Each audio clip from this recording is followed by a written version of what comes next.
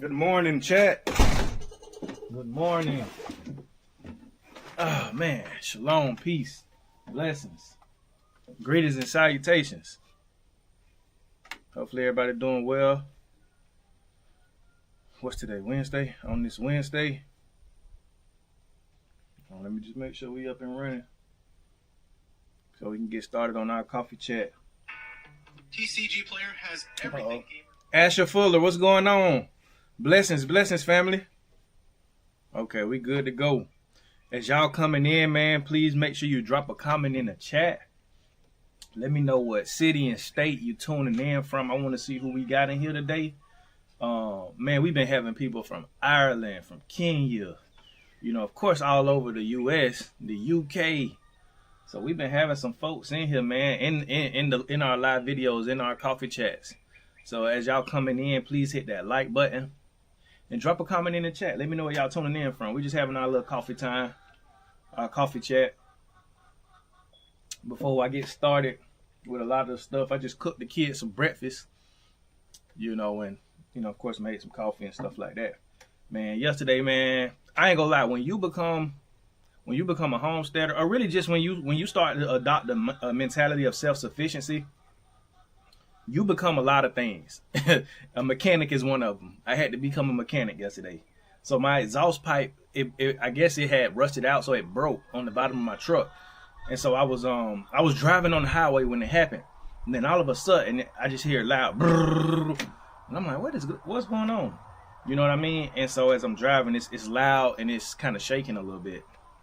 And so when I got, to a stopping point at a gas station, I looked under and I seen my exhaust pipe had came, loose or whatever.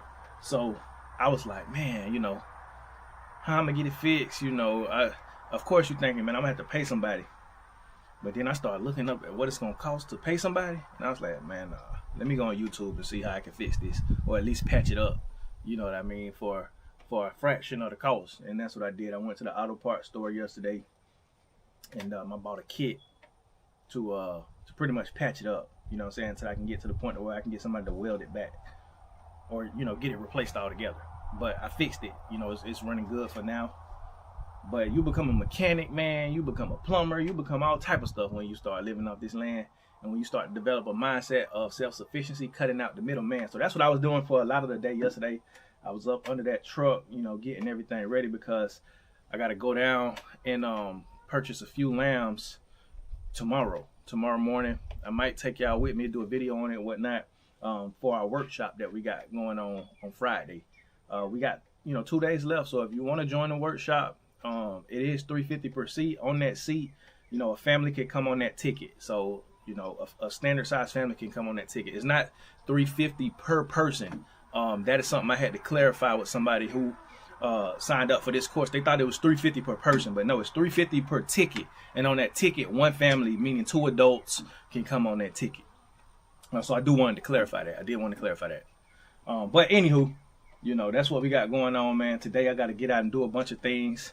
But I want to talk about grafting. That's what I want to talk about today, because I was, researching that. I kind of learned a little bit about grafting years ago, but it was something I kind of just kept in my tool belt, and I never really, went into exploring it. You know what I mean, in depth, because it wasn't no need to at that point. But now I'm at a point to where I got fruit trees, I got fruit coming on fruit trees, and I'm just like, man, hey, now's the time to start learning grafting techniques. And there's a video that I saw yesterday that changed my whole perspective when it comes to grafting. So I want to talk about that. But first, let's see what the chat got going on. And y'all, please hit that like button for me. If you haven't already, please hit that like button.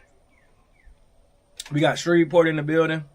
Bless Rising, yes sir. I'm looking at how to make a water filter for my IBC tote bass tank. Backyard Homestead 27. What's going on, fam? It's crazy. Yesterday I was making a water. I started making a water filter as well, because I want to do a video on how to filter your own water. But I'm still trying to get it down pat, with my mixture as far as what I'm gonna do with it. So I went and bought some sand. I bought some charcoal, got some sediment, different things like that. And I'm just trying to figure out how to do it, and how to get it, under wraps. As y'all coming in, man, hit that like button for me. Hit that like button for me. Let me know where y'all tuning in from if y'all just coming in. But today I want to talk about grafting. It was a video that I saw yesterday. Matter of fact, somebody left a comment on one of my videos, and they posted the link to this video, and it was basically about a man who created, or I don't know if that's the word, created, innovated, or reintroduced a fruit tree with 40 different fruits on it by using grafting techniques, by using ancient grafting techniques. And I was like, wow, you know, because basically in the video, what it was saying is that this is how a lot of fruit trees were, you know, prior to a lot of the industrialization and monopolization of our food source. A lot of trees, you know, they used grafting techniques, and they had many different varieties of fruits on one tree that fed people, that fed a lot of different people. But, you know, of course, that's not good for making money off of. You know, they kind of got to standardize, you know, different fruit trees and patent seeds and all that type of stuff.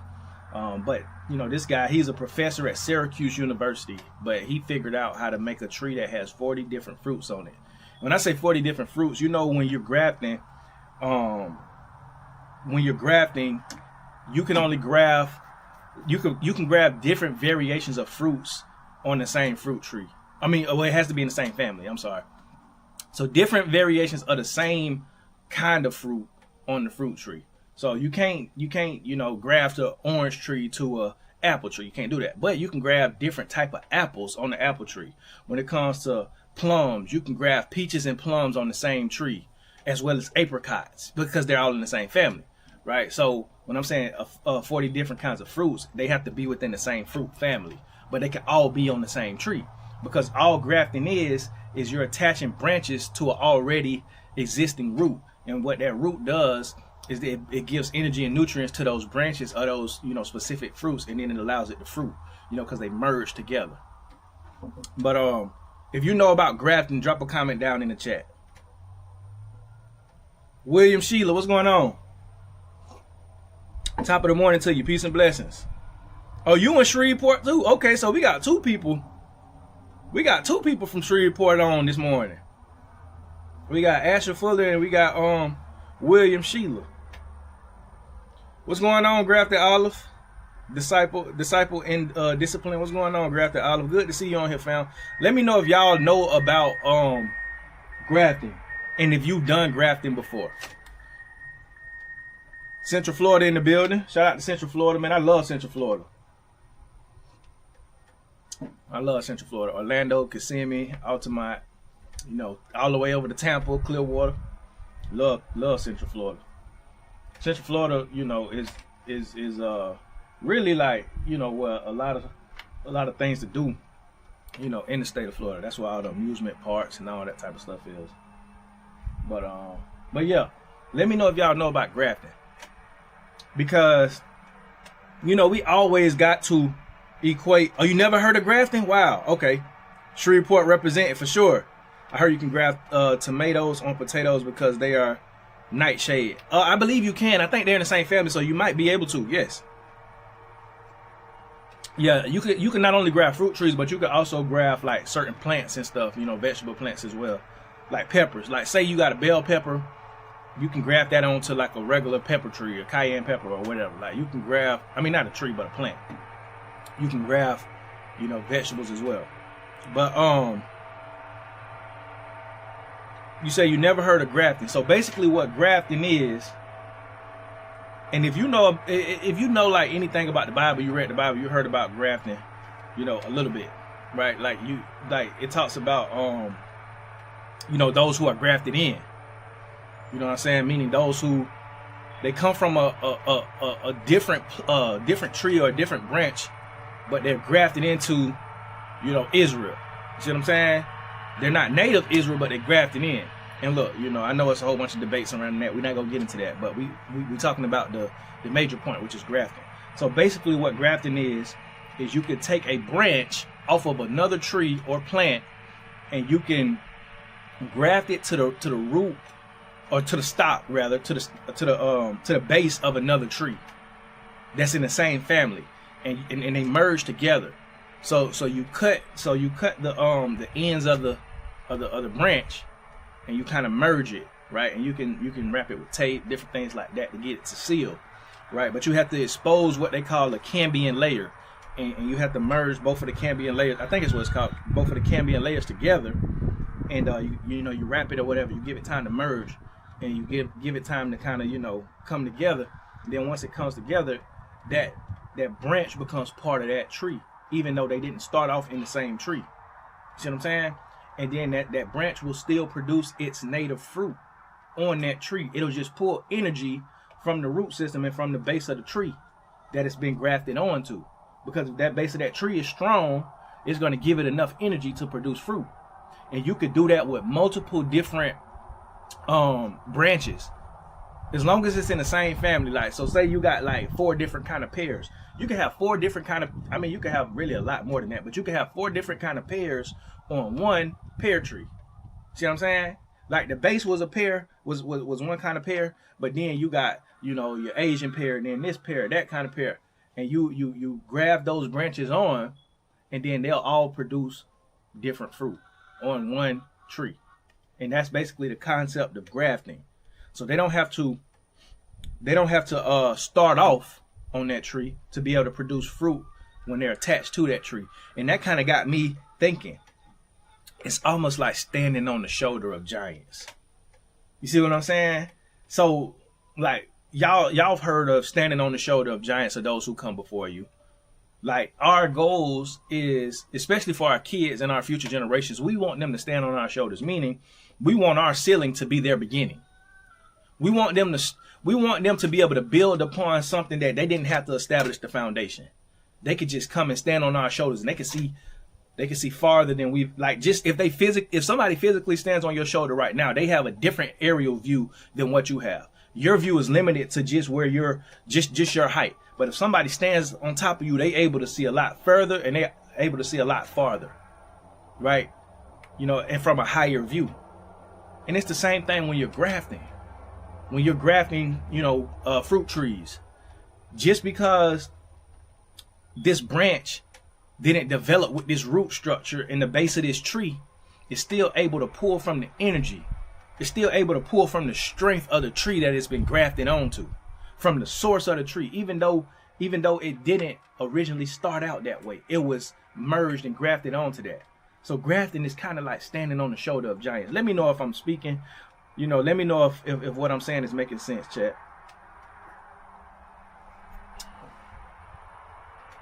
I heard you can grab. Oh, yeah, I read that one. It is the word that produces the fruit in us. Exactly. By ourselves, what good is our fruit? The true nutrients come from the true vine. One must establish its roots first. Exactly. It's the roots that allows you to produce fruit. If your root system is weak, then you're not going to be able to produce the adequate amount of fruit. And that's why grafting is such, look, y'all, chemtrails, I see them again. But that's why grafting is such an important technique. Because say you buy a plum tree, and it's root bound, or it's kind of weak. It's not strong. The root system is not strong, and the plant is kind of like, it's dying. It's more prone to disease. You can take a cutting off of that, and you can graft it to another tree that is strong and that's thriving, and it'll produce plums in abundance. You see what I'm saying? So even if you come from a place, right, where basically you're not producing fruit. It's not a favorable place. Your foundation isn't strong. You can graft yourself onto somebody, whether it be a mentor or a coach, you know what I'm saying? The Most High, first and foremost. You know what I'm saying? You get in alignment with him, and he can change all that. He can make you produce fruit. You know what I mean?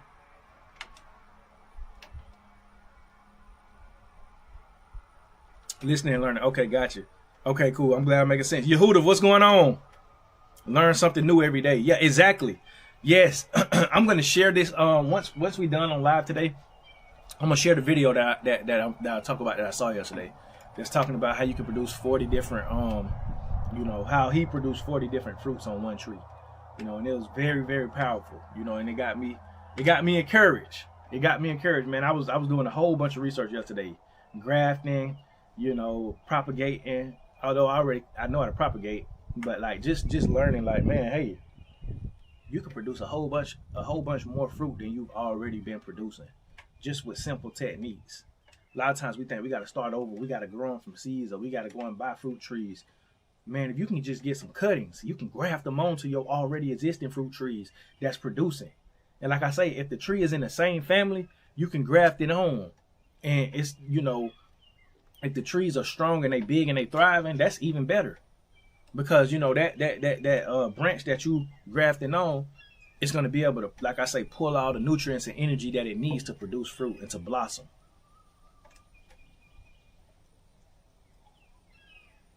Becoming one, Akkad, with the tree. Exactly. But an incision must be made. So true. An incision must be made. A cut must be made first. And this is the thing. It has to be separated from its original source. See, you want to produce more fruit, but you don't want to sever the ties from your previous source, from your previous foundation, from your previous way of life. You won't be able to produce the same amount of fruit.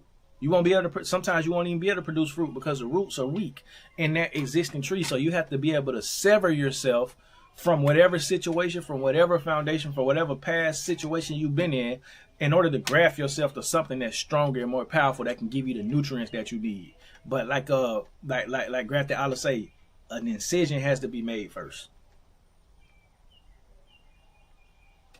Once it's wild in nature becomes Akkad in order through grafting. Exactly. It takes time and patience for the merge to happen. It does. It takes time and patience. You know, like say, like some fruit trees, you know, when you graft them on and everything, it can take 3 weeks, a month, you know, for it to truly graft. You know, but you want to be able to observe what's going on to make sure that it's actually, you know, healing up good, and that the graft is truly taking. But it takes time to graft, so you must separate yourself. You must make an incision, right? So after you separate yourself, you still must make an incision. So further cutting needs to happen so you can merge. So you can merge seamlessly. It's not just like you attaching, you know, two flat surfaces together. No, you have to make incisions at the base so that it can create a joint to where they can merge properly. And then you wrap it up and then you let it heal. Like I say, you have to expose the cambium layer. And the cambium layer is basically a layer where a lot of the... Let me know if y'all can hear me.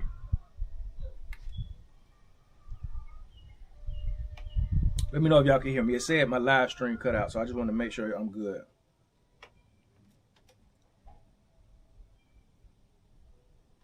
Okay, cool. All right. I'm good. Okay.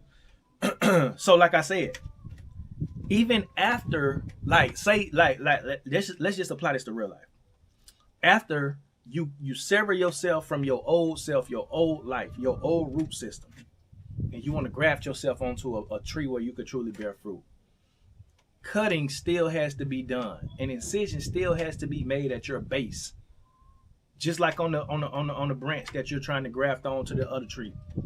You have to expose a vulnerable layer, which is the cambium layer, which is where the living organisms live, which is where your life is. You see what I'm saying? So you have to be vulnerable, in other words. If you want to graft onto something that's more powerful than yourself so you can produce fruit, you have to expose your vulnerabilities.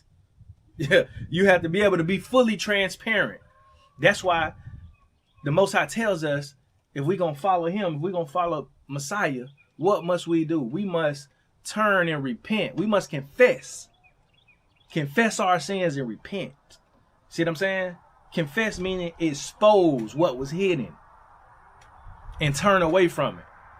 Same thing. You have to expose what was hidden. That cambium layer that was hidden on that branch, you have to expose that. And you have to cut into that and make a joint in that so it can seamlessly connect with the tree. So they can merge. See what I'm saying? You see how powerful grafting is? Mary Jane, what's going on? Grafting is useful when you need cross-pollination. You could turn a tree. Exactly. Self-pollinating. Exactly. Several people have given me instruction on doing it, but I haven't done it yet. Exactly. You know, you may have a tree where you may need pollination. You know what I'm saying? You may need, but you can graft certain branches and certain fruit onto that tree that's going to allow it to be self-pollinating and produce its own fruit. And you won't have to, depend on nothing else to pollinate it. Yes, man, I'm telling you, like, agriculture is so beautiful. Nature is so beautiful in what you can do. And this is not like a lot of people may think, oh man, this is manipulation to the tree or to this, to that, to nature. But the word even talks about grafting. You see what I'm saying? So it's not a bad thing. It's not gene splicing. It's not none of that. What it is just it is allowing something to produce more fruit than what it usually does. You see what I'm saying? And to feed more people. It's not manipulation. It's actually a law within nature that, like I say, allows something to produce more fruit. So it's not a bad thing. Grafting is not a bad thing. It's a good thing. Because, even the Most High, he grafts people in to the already existing vine. That's another thing. You can grab vines too. So if you got a grapevine, you can grab different, varieties of grapes on that grapevine to produce different types of grapes and stuff like that.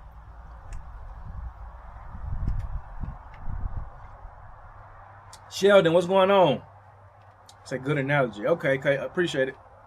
Yes, I understand. I'm loving the propagation part, especially from herbs I bought from the grocery store.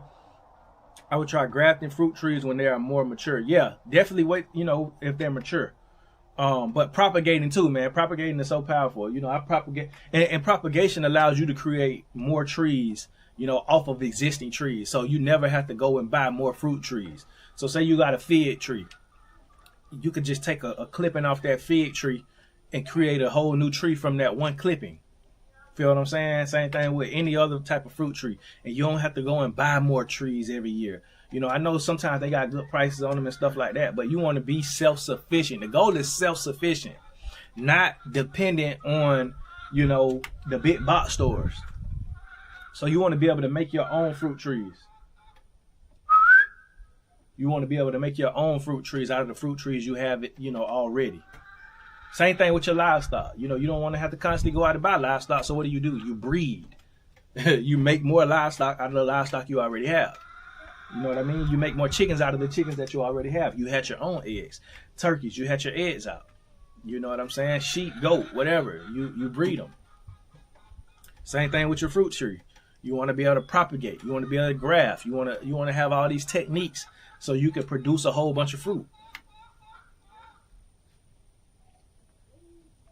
Have you ever tried growing soursop? No, but I want to. Soursop is so powerful.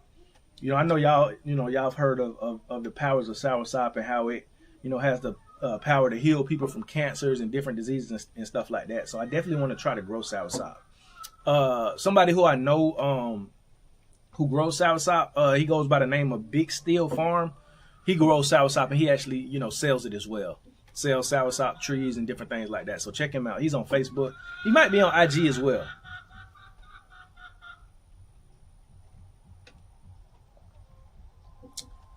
Grows a lot. What's going on? I'm going to try to propagate a pecan tree in my area to take to the land. Hey, go for it, Yehuda. Go for it. Do it. Just do a little bit of research and definitely go for it. It has been buffering. Is it still buffering, fam? Let me know if it's still buffering. What's going on, Purposeful Prepper?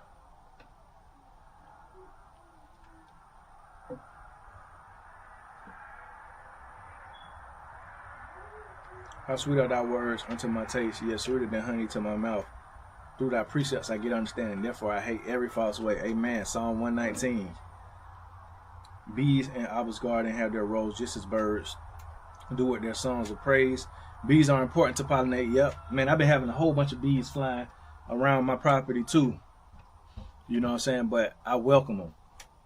A lot of times people be like, man, they don't want, because they be scared bees will sting them and stuff like that. But I'm like, nah, man, these are pollinators right here. This is what you want. This lets you know your land is healthy and it has a healthy ecosystem because bees and birds are just flying freely. Squirrels and rabbits and everything. Like, if wildlife is on your property, that is a good sign, family. I know people complain about pests, and they can be pests. However, they are showing you that your land, your soil is healthy, your ecosystem is healthy, your land is healthy, because it's producing something for them to be able to come on and stick around. When it ain't no animals on your land, when it ain't no bees flying on your land and no birds, then something wrong with that land. Something wrong with that ecosystem. See, something just flew in my face. Something wrong with that ecosystem.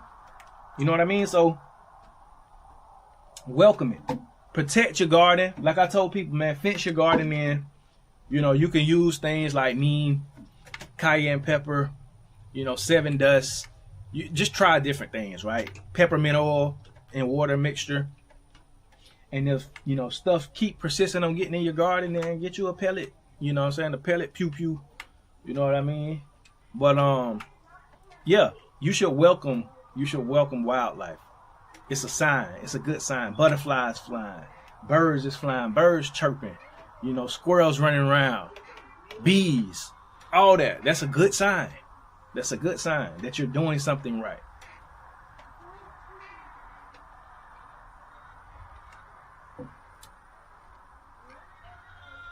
Well said, Aki. Appreciate it. Her Roots, what's going on? Shout out to Florida. Shout out to my home state. That's the home team right there. Do you think it's good for me to get lemon seed from lemon I bought from the store, or should I go buy a lemon tree to start? I'm new to all this. You can do both. You can do both. You know, plant the lemon seed, but also go and buy a lemon plant. You know what I'm saying? Just a different variety. You know, let's try to do both. You know what I mean? But how things looking right now, I would say go for the plant. Go for the tree that's already established. You know, because you know that, you know, you got a head start with that. You know, you'll be producing fruit sooner. So that's what I would say. But I say both.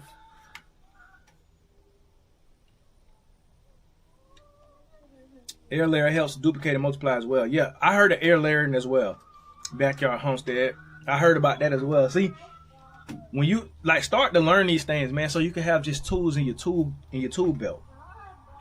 So you can have tools in your tool belt, so that way you can, you know, multiply what you have. Like I tell people, like I said, like I made the live video, maximize what's in your hands. You got, let's just say you got 3-4 different fruit trees on your property, right? I got Satsuma orange, I got pear tree, I got fig tree, I got pomegranate, I got peach tree, I got blueberry bushes, I got cherry tree, and I got grapevines. You can make more with what you already have. You don't always have to go buy new. Make more of what you already have by propagating, air layering, grafting, all these different techniques you can use to multiply what you already have in your hand. You don't always have to go buy new. Maximize what you have right now. Prune your fruit trees right now so they can produce more fruit. Fertilize them right now so that they can grow bigger and stronger. You see what I'm saying? Propagate so you can grow more trees from the trees that you already have. Graft so you can have different varieties of fruits on one fruit tree. You know what I mean? Like learn about fertilization and what's the best types of fertilizations and different things like that. You know, for your fruit tree. Like I say, anytime, and this is something that I do. But you know, if you have a homestead, right? Let's just say something dies, a chicken or something, because stuff gonna die on your homestead. Animals is gonna die. You know what I mean? At some point or another, right? But let's just say you got a chicken that died, or you know, you find a dead squirrel or something on your property. Go to the base of your fruit tree and bury it right there. See what I'm saying? And all the nutrients and different things, as it decomposes, it'll go straight to the root system to your fruit tree. That's what I did with my Satsuma orange. You know, that was the first fruit tree I put in the ground when I moved here. And so, you know, I buried a baby lamb that died at birth. I buried a baby lamb at the base of my Satsuma orange tree. I done buried chickens, you know, going fishing, you know, the guts in the head. I bury all that. I dig a hole next to the base and I bury it right there. And it gets all those direct nutrients to the root system. That's why my pear was producing like it was last year. I done buried so much stuff over there. And I still bury it. And I bury it always in the same spot, right? I don't bury it right on the base. I bury it a little bit off from the base because you don't want to mess with that root system. So I bury it right off the base, you know, but I bury it in the same place. And usually when I go and dig it up, it's all decomposed. It's all decomposed. See what I'm saying?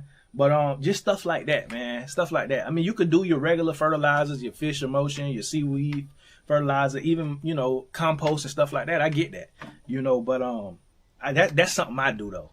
You know, like when I got like I say, leftover fish, or you know, even just fruits and vegetables that's rotten, You know, you can either put it in your compost pile or you can bury it next to your fruit trees. You know, because all the nutrients that your fruit tree can get, the better. The better. So in addition to, you know, fertilization, regular fertilization, also do those things as well.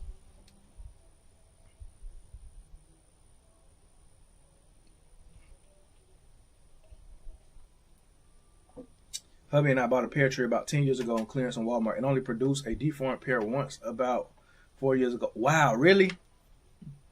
Wow, that's crazy.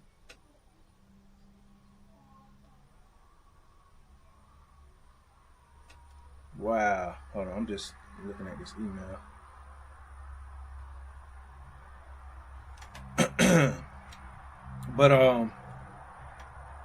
But yeah, I mean, sometimes you buy junk. You buy, you know, sometimes things can be junk when you buy it. I got that. But did y'all put it in the ground though, or you know, did y'all keep it in pots? What happened? And do y'all still have it? Wildlife except snake. I found 2 already. I don't do snakes. I don't neither. I saw a snake last week, but it was going into the doggone woods over there. A little black snake.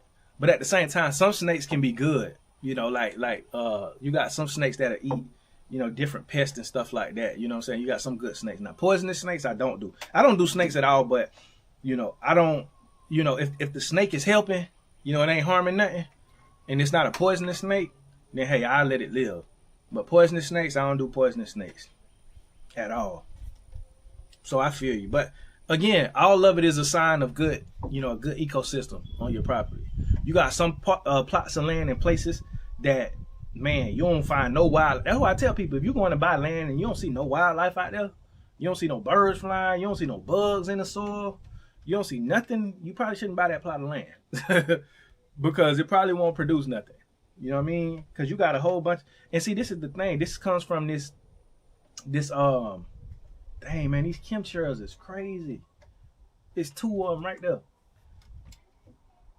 But you got a lot of these, you know, major farms and stuff like that, these monopolized farms, and all they do is spray pesticides and herbicides to kill the pests, to kill the bees and all the, you know, different kind of wildlife. You know, and after a while, you know, that land becomes, you know, not so good because of all the chemicals that's in it, all the stuff they spraying, and they doing it all in the name of profit, all in the name of capitalism. You feel what I'm saying? So welcome nature. Welcome nature. Find organic, you know, you could plant herbs to deter certain pests. Excuse me. You can plant certain herbs, you know, to deter certain pests and bugs and stuff like that. But do it the natural way, man. Don't go spraying no chemicals and stuff, you know, and every time you see some wildlife, you don't want it, you want to get rid of it. No, welcome it. Welcome it, because, you know, nature, it all works together. We all feed each other. We all benefit each other in some way, shape, or form.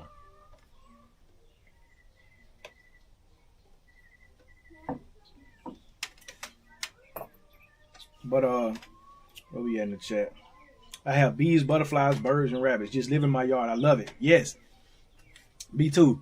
If they ain't bothering me, I don't bother them. If they bothering my produce, then I'm going to figure out a way to get them out of my, you know, garden, which is why I fenced the garden in the first place.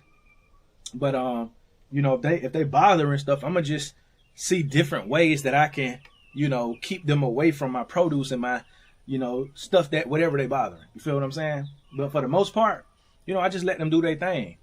You know what I'm saying? I just let them do their thing. Look, I see birds flying around right now. A whole bunch of different birds. I be having some beautiful birds too. Man, I had a blue jay. I be having red robins.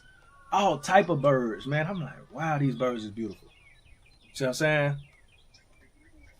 But also, like, start learning different things in nature, like different type of herbs and plants to grow and what's growing in your yard.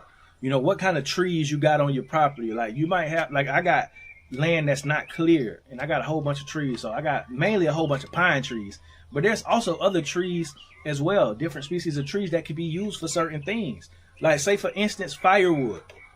You know, I was just learning about that. Like, I got different, you know, hardwood trees on my property that I can cut down, you know, and I can season the wood and I can use it for firewood. I can make charcoal from it. Feel what I'm saying? You know, so it's just like learning what you have on your property learning different trees and how to identify hardwood versus softwood trees, what the purposes of both of them are, how you can use them to your best advantage, what kind of animals they attract, you know, how are they beneficial to the ecosystem. Start learning about that stuff, man. You know, it's very, very beneficial.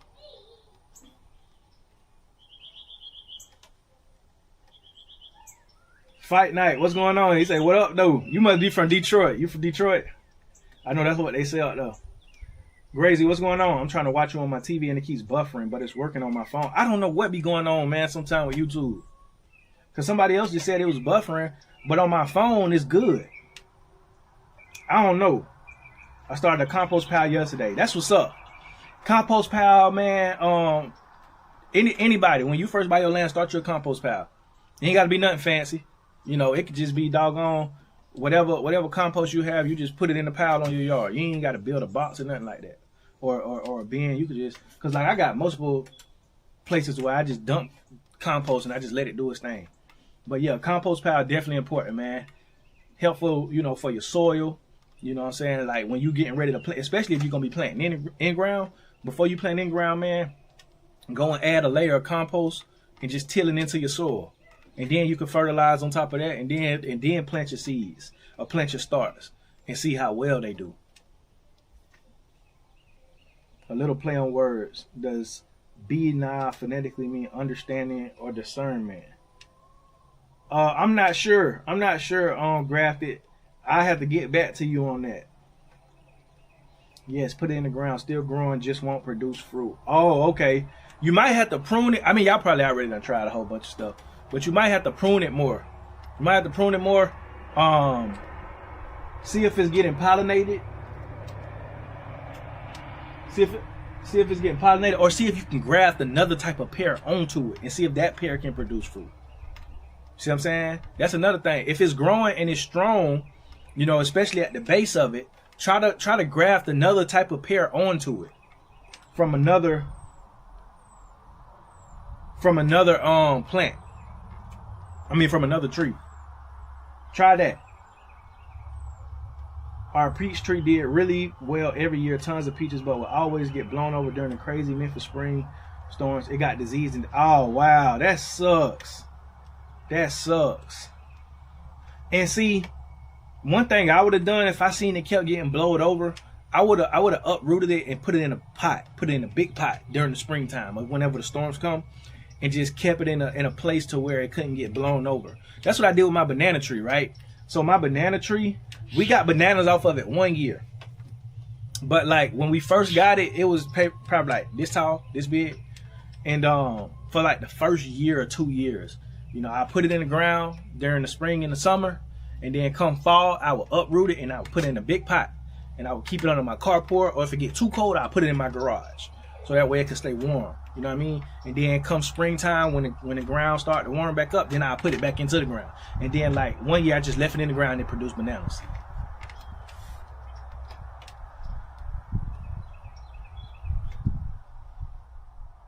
Nature is so therapeutic. It is. I'm gonna tell y'all the secret that I did, right? With my banana tree. Like I say, you know, you bury a lot of stuff, you know, at the base of your fruit tree. When my wife had my son, my youngest son, he about to be 2 this year. When she had him, you know, of course they gave you the placenta. I buried the placenta at the base of the banana tree, and that very year produced bananas. So that's something you could do as well. If you got your placenta, bury it. Bury it next to a fruit tree. We both have a house here on the west coast of Florida in the city. There's a vacant lot in front of us, on the left side of us, in the back of us, nothing but woods. Pray we can get that land behind us. Go for it, fam. Hey, let's talk gardening. What's going on? Good morning. Is it not Talon? What's going on? Just found your channel. I've been going through your vids like wildfire. Appreciate that, Minnow Minded.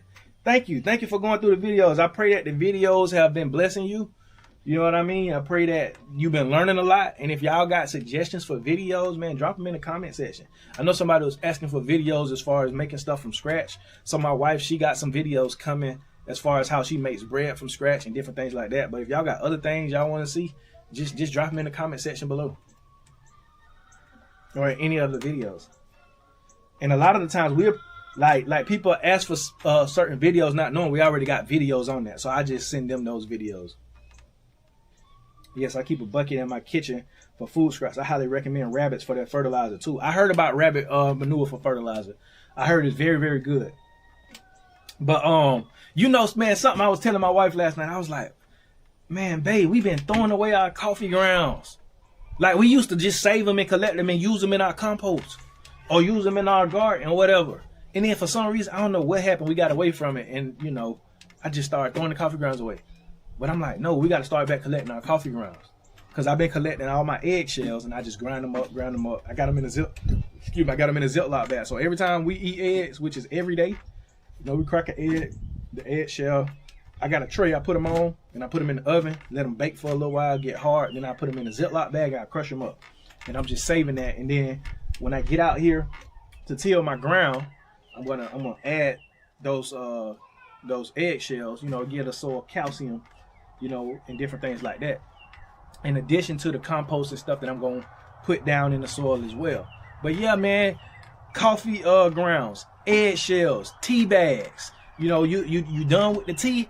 Man, all that. Keep it, save it, put it in the bag. Vegetable scraps, save it, put it in the bag. Cardboard, don't throw all that cardboard away. You can use it. Leaves, when you rake up your leaves, grass clippings, all of that, family, all of that is fertilizer. Banana peels. I already told y'all what to do with the banana peels. Put them in a bucket or some sort of bin and fill it up with water and let that potassium soak into that water, and you can use that potassium water on your plants in your garden. No nasty stuff, but I was taught to pee on the compost once a month. Also, dump my ashes in the compost. Do you recommend? Yeah. Oh, that's another thing. Wood ash is a very good fertilizer as well. Yeah, you can do the wood ash in your compost. Absolutely. Absolutely. But yeah, pee on your compost pad. Man, bro, you in nature. You come from nature. You going back to nature. So guess what? You know where the grass grows greenest at on my property? By my septic tank. That's why I believe they put a whole bunch of those trees over here, like fruit trees. I got a pomegranate tree over here by my septic tank as well. But yeah, your grass grows greener by your septic tank. So your waste is fertilizer as well. See what I'm saying? So yeah, you can pee on your compost pile. Why not? Another thing I do, say if you got chickens and like you don't have a chicken area fenced in, but you got a chicken coop and you got predators, pee around the perimeter of your chicken coop. Because most animals move by their senses and they smell. And if they smell humans, they probably won't come closer, to your chickens or whatnot, to try to kill them. So that's something. I mean, you got different tactics and stuff like that. But yeah, that's one way that, I used to keep predators away as well. Just peeing around my chicken coop. You know what I mean? And look, I know people like, oh, that's nasty. Hey, it is what it is. It's nature. Rabbit manure is a cold fertilizer, meaning you can add it directly on your compost pile and gardens. That mixed with the fallen hay makes a perfect mulch. Yeah, alfalfa too. That's a good fertilizer as well. But yeah, thank you for that mental minded about rabbit manure. I didn't know that it was a cold fertilizer. Cause chicken manure, you can't add it directly into your garden. You got to put it in your compost pile first because it can harm your plants. It can be too harsh on them. Hey, I visited Biloxi, Mississippi, and loved it. It may be a strong contender for relocation. Oh, okay. That's what's up. Shout out to Biloxi. I think I drove through Biloxi one time. My people used to go to Biloxi all the time, though. Does anyone do a control burn? I know a farmer that does to remove certain brushes and so on. Through the ashes grows new life that helps support the trees. I know some get into permaculture as well. I do control burns. I did a video probably 2 months ago. I had my helper out here and she was trying to do a controlled burn, but it got out of hand. But I know how to do controlled burns. Me and my uncle, we do a lot of them. But if you go do a controlled burn, make sure you have a water hose, handy, just in case it starts to spread. Make sure it's not too dry out when you're doing a controlled burn. Make sure that the conditions are favorable, preferably after a day or two after it just rained. You know what I'm saying? Do a probably a few days after it rained because you don't want it to be wet, the stuff you're trying to burn. But yeah, make sure it's not too dry out if you're going to be doing a controlled burn. And make sure you have some sort of water water hose or whatnot next to, just in case it starts to try to spread on you.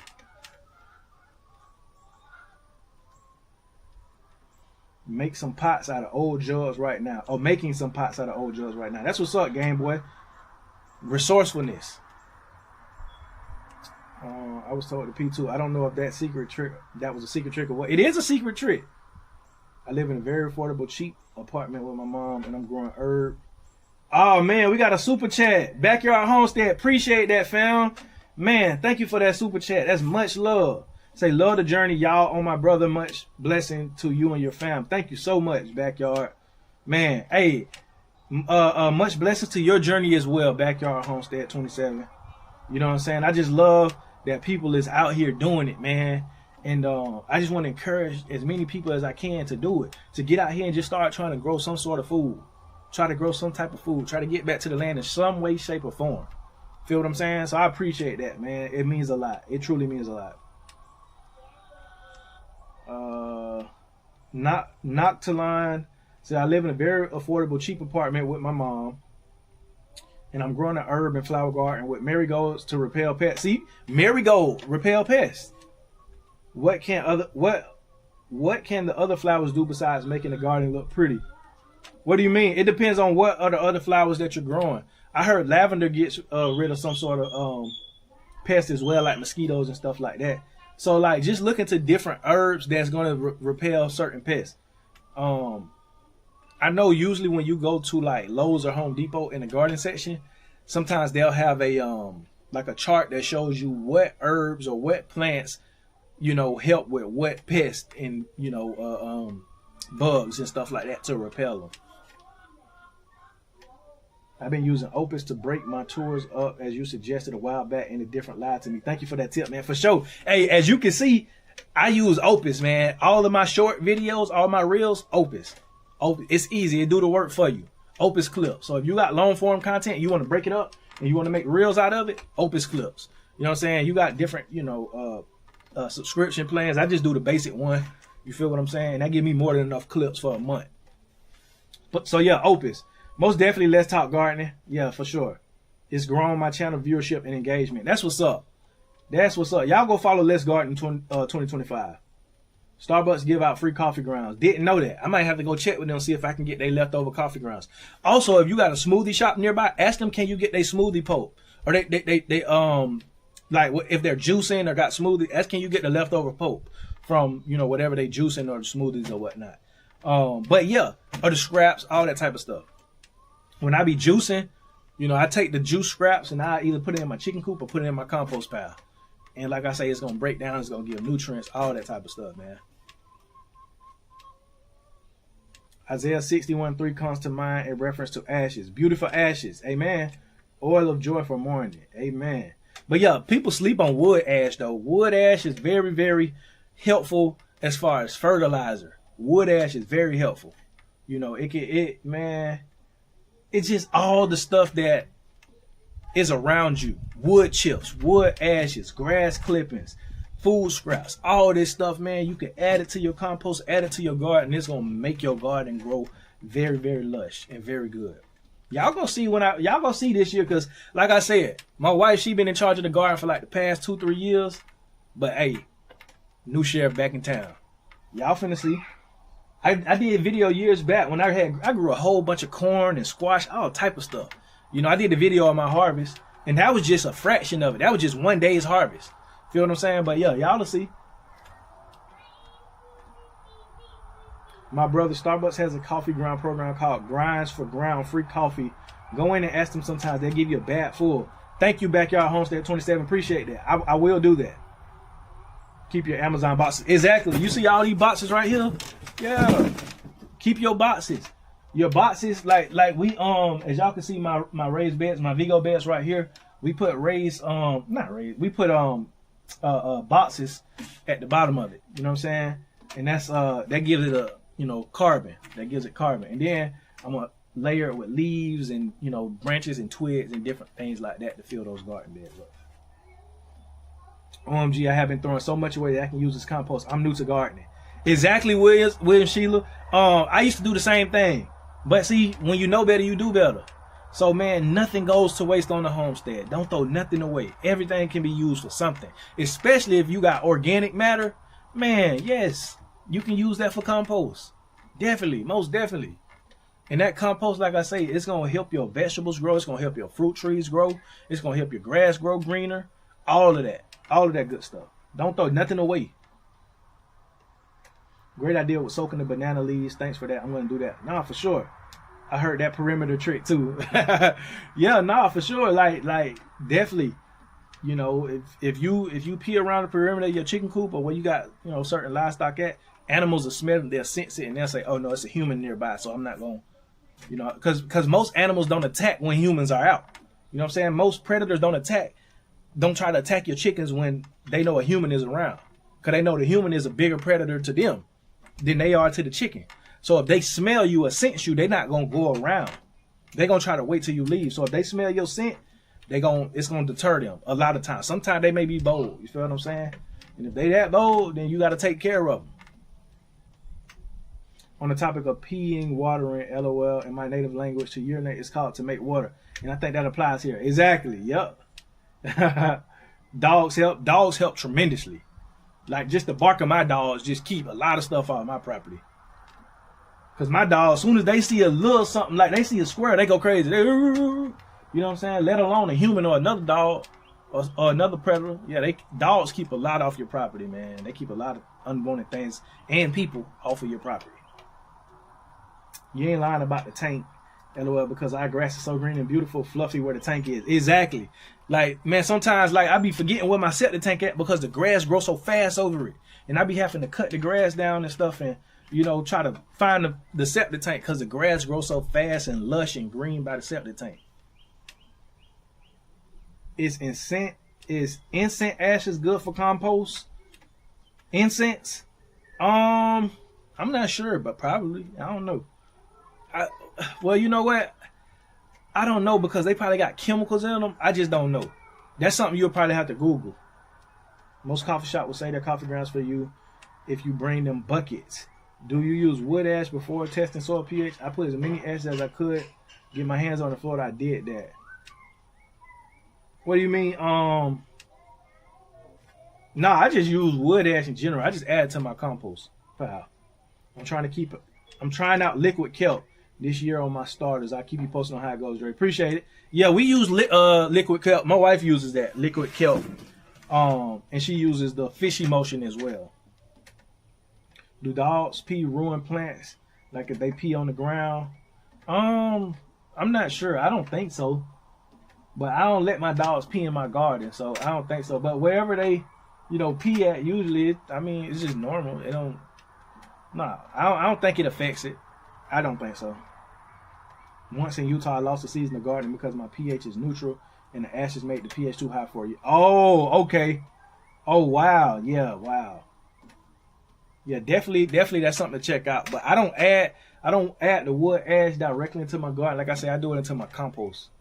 And I just let it break down. I heard you could barbecue and eat a whole sunflower. I saw that as well. Have you tried coffee grounds to break the scent trails? No, I haven't, Dude 11. Lavender helps with sleep. Yep, it does. Calendula made into salve help heal it slowly. Thank you for that, Mary Jane. Sandwich shops will give you their 5-gallon buckets. Didn't know that. And I can use as many 5-gallon buckets as I can. I can use a whole bunch of them. So I'll definitely look into that. Thank you for all the advice on agriculture, observing as much as I can. Nah, for sure.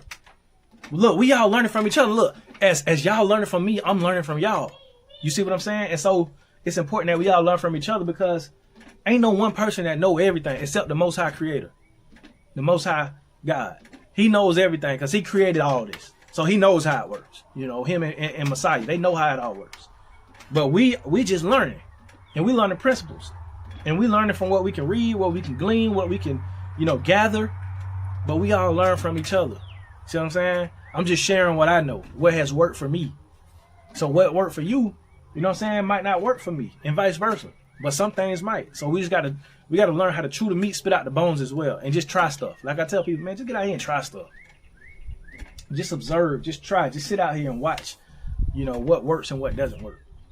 You feel what I'm saying? But nah, you most definitely welcome. Grafting olive. That's how they get their pickles delivered. Oh, okay, in buckets. Gotcha. Okay. New here. Attempting to grow my first little city garden in STL bipolar weather. I got my shelves ready and my dirt ready. Noted. Marigolds keep away pests. Yep, marigolds, lavender, peppermint, different things like that. Keep away pests. My soil here has some sand mixed with dirt. But those red fire ants, they frustrating. I don't want to use chemicals. Any advice on managing these red fire ants? We have a problem with them as well. Boil some water and pour it over the mound, the ant mound. You can do that. My wife, she tried grits. Regular grits you can go buy at the store and pour it on top of it. What else? I'm trying to think. But boiling water for sure. Do the boiling water, pour it over the ant mound, and that should help. And then you can also do the grits. I have to research more, but that's what's worked for us. And then outside of just going over it with the lawnmower, you feel me? That's what I usually do. I just go over it with the lawnmower and just destroy the whole ant mound. But yeah, we have those too. New gardeners like myself, I had to learn I can reuse soil. Keep your soil and reuse it, please. You'll thank me later. Thank you, Her Roots. Thank you. That's what I tell people. Like somebody said on one of my live videos, because my seed starting mixture that I was using to start my seeds, I had some old leftover garden bed soil. I mixed some of my native soil in there so that way the plants can get a feel for what the native soil gonna be like. And then it was a whole bunch of other stuff, but it was already like pre-mixed, and some of it was old, from old raised garden beds. People was like, somebody said, I ain't know you can reuse raised garden bed soil. Yes, you reuse your soil that's in the ground every year, don't you? You can do the same with that. Just make sure you add nutrients back to it. Don't throw away no soil. No, you can always reuse soil. You can always reuse soil. Like people online be telling y'all, so y'all got to get, this mixture and this bag of soil for this and that. Man, reuse what you got. And don't be so rigid with it. When you go into the store to buy some soil, buy the cheapest soil.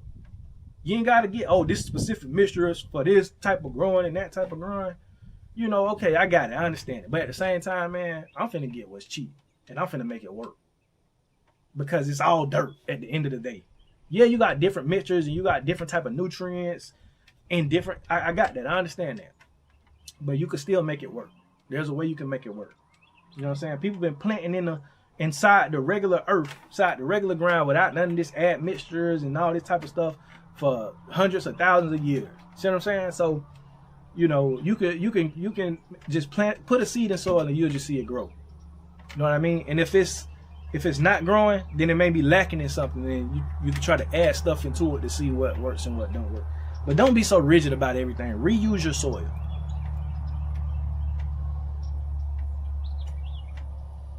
It is very satisfying to use shredded paid bills in your compost to improve soil. Yeah, I can only imagine. A dog bred for herding animals and keeping them safe would be best, maybe. Yeah.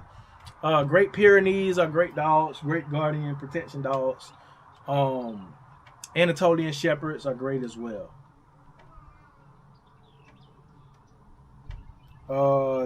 Joe Toon, what's going on? My cane Carso peed on my blueberry bushes and killed them all. Don't let your dog pee in your gardens. Wow. Yeah, definitely. Yeah, I don't let my dog in my garden. I don't let my dogs in my garden. But yeah, I can only imagine though. Thank you so much for sharing your knowledge. No, you're very welcome, Sheila. There's a true legend of a white dog that protected their owner's livestock from a pack of coyotes and even killed some and injured a few and ran away. Wow. I'm thankful to be a part of this community. Thankful to have you, William Sheila. Get dirt from another ant mound. Get dirt from another ant mound will kill ant mounds. Didn't know that. This is going to sound wild, but I set caps of beer out by the mound and it kills the ants. Budweiser, Miller Lite, don't matter. They don't have a preference. LOL. Oh, you mean you pour the beer on top of the ant mounds? If you want to destroy an ant mound while having a work of art, pour an ant mound with liquid aluminum and dig it out. I saw that on YouTube. Cosmos are marigold cousins, so you can use them for pest management too. Nasturtiums and amaranth are great too, y'all, especially with squash bugs. Thank you for that. Let's talk gardening. The marathon, what's going on, fam? What they do? Listen, I'm gonna get what my pockets say get. I ain't got time to listen to all the extra boogie people because my grandma and them used some earth dirt and they live to say so. Thank you, man. Like, this is what I always tell people, man. Chew the meat, spit out the bones. You can listen to people and you can learn, but don't take everything so literally. And understand that, hey, man, a lot of times people telling you to go buy this type of stuff because they getting some sort of kickback off of you buying it. You know what I mean? So you don't have to be so rigid. The dirt outside is just fine, depending on where you stay at. Some lands are barren. I understand that. You know, you may be in the desert or something. So you might have to get soil if you want to do a raised bed, whatever.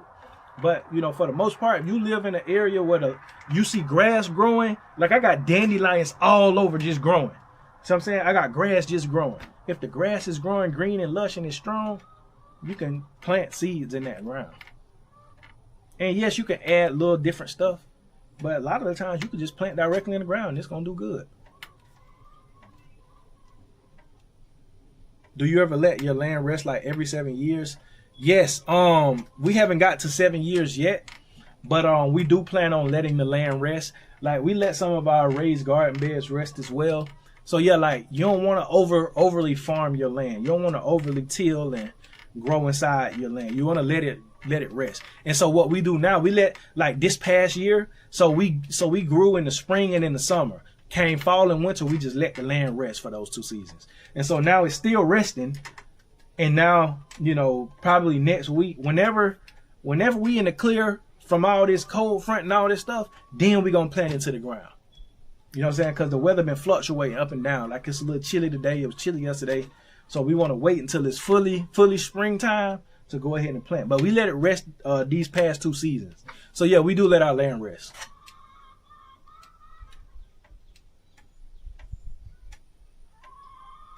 I need some marigolds. Me too. But see, all right, let me get back to the topic. Because we was talking about grafting, right? We were talking about grafting. So I got a few key points on grafting, and I'm going to let y'all get out of here, right? See, this is the thing. This is my first point. You can't control where you come from, but you can change what your life produces. You know, and that's what grafting allows you to do. So you can't change the original plant or the original tree you come from. You can't change that. But what you can do is you can sever ties from that, and you can graft yourself onto something that you will be able to produce fruit from. So you can't change where you come from, but you can change what your life produces. So it's you know, we have to understand that. And agriculture teaches us a lot of principles just in life. See what I'm saying? Like, we talking about grafting trees, but we also graft in real life. We talk about pruning trees, but we can also prune things out of our life as well. So it all equates. It all works together. My second point is this. Grafting requires making a cut in the tree. Without that cut, the new growth can't take place. Now, I know I already kind of spoke on that. You must cut first, and then even once you cut and sever from that already existing tree, you still have to cut the base in order to graft so the graft can take. You have to expose a layer, right? So it requires cutting. Just like pruning requires cutting, grafting requires cutting. Usually, if you want a tree to grow, you got to cut it somewhere and in some form or fashion.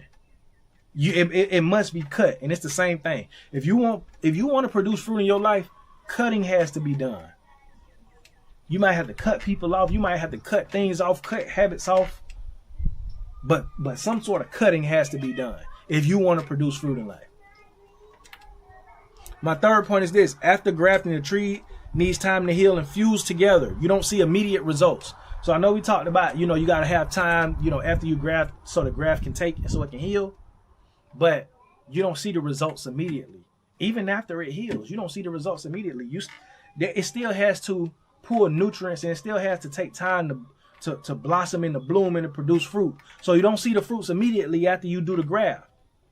You don't see it immediately. You might have to wait a year, 2 years before it starts producing. So just because you grafted onto a base or a source that will ensure you will produce fruit, that don't mean you're going to produce fruit immediately. You're still going to have to get used to it. You're still going to have to fuse together and become in sync with that tree. And still, you might not be at a level of maturity to where you can produce fruit, but eventually you will. So it takes patience as well. And my last point is this. One tree can produce multiple types of fruit through grafting. It becomes more productive and valuable. So you could produce many types of fruits on one tree. It can be more productive. Like, it don't have to just be one fruit. See what I'm saying? So you become more fruitful. You become more fruitful, and that's the beauty of grafting. You know, you're not just limited to one thing. You can produce multiple different fruits. As long as the tree and the root system is strong, it can produce as much fruits as it want to produce. As many different kind of fruits as it want to produce. See what I'm saying? But grafting is a powerful tool to have, a powerful skill to learn, because you can feed your family for a long time just by having, you know, one fruit tree that produces over 40 fruits or 40 fruits, like the professor at Syracuse, like he did. Let's just say you got a fruit tree that produces 10 different kind of fruits, and what he did too, when you watch the video, what he did as well is he grafted certain fruits that bloom at certain times. So, okay, he might have did a plum branch, and the plum, it starts to blossom in the spring, and then he put an apricot that starts to bloom in the summertime. So everything ain't growing at one time, but at the same time, it's all producing fruit, and it's producing fruit year round.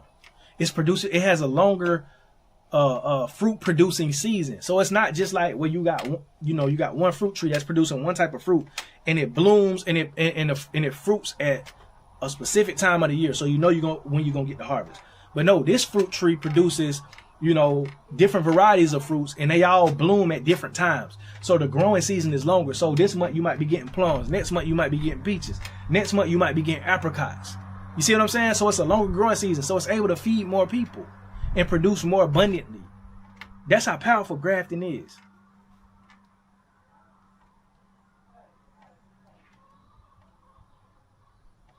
Off grid with Rashad. What's going on, fam? What they do? Hey, man, Salah, exactly. Think about that. Check your local library for seed library. They are free local seeds. Didn't know that. Appreciate that, Gracie. I was thinking about grafting the fruit tree to a mesquite tree. I wonder if that would work. It has to be within the same family. So whatever fruit that you're trying to graft to that mesquite tree, it has to be within the same family. If it's not within the same family or tree, then it won't take. And I'm pretty sure you can't do it with a mesquite tree. But I don't know, you maybe can. So look up what's the species name for a mesquite tree, for the mesquite tree you have, and then look up what type of fruit, like whatever fruit, pear, peach, whatever. Look up the species of that fruit. And if they're not the same species, it won't graft. The graft won't take. It has to be in the same family. That's why I say you can't take a branch from an orange tree and graft it onto a pear tree. They two different species. One is citrus, one is, they in different families. Just like you can't breed a sheep and a goat together and produce a lasting offspring. See what I'm saying? Like usually, I know some people have been successful at breeding a sheep and a goat together, but the offspring won't live long because they different species. See what I'm saying?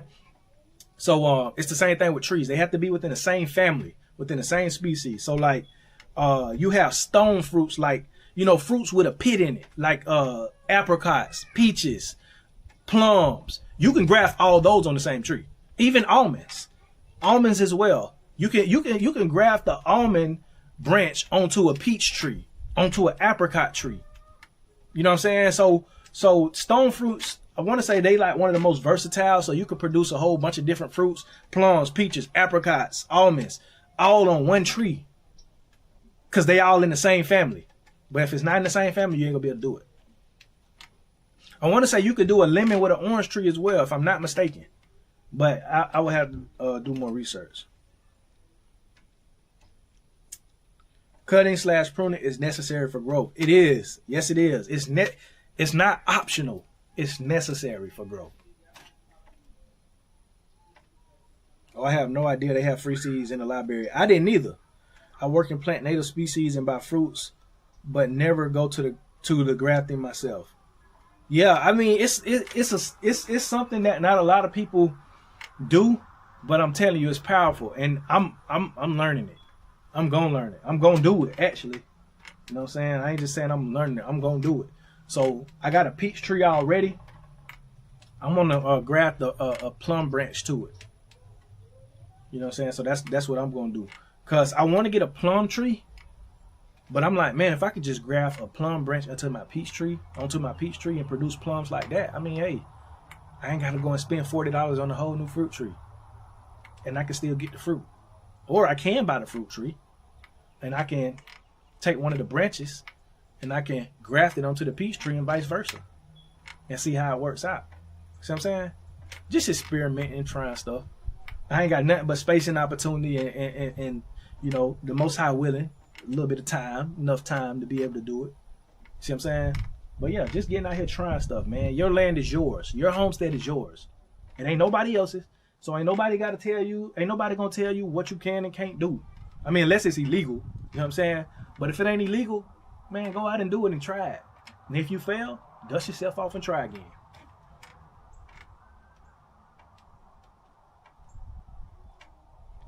Save the seeds out of the fruit that you eat, then replant the seeds in your soil. Exactly. Man, exactly. Like, if you got places on your property, man, just go and just randomly just plant some seeds that you, and see if they sprout up. See if they just grow to be fruit trees, wild fruit trees or bushes or whatever, berry bushes or whatnot. I wonder if I can grow plums and peaches here in Florida. Yeah, you can. Absolutely. Yeah, you can grow plums and peaches in Florida.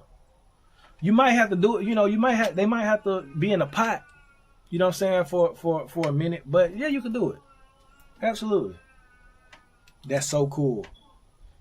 I'm reminded, Good Hopes. In the midst of the street of it, and on the other side of the river was there a tree of life, which bare 12 manner of fruits, and yielded her fruit every month. And the leaves of the tree were for the healing of all the nations. Revelation 22:2. Thank you for that, Grafted Olive. Thank you so much for that, because that shows you in real time in the Bible about grafting.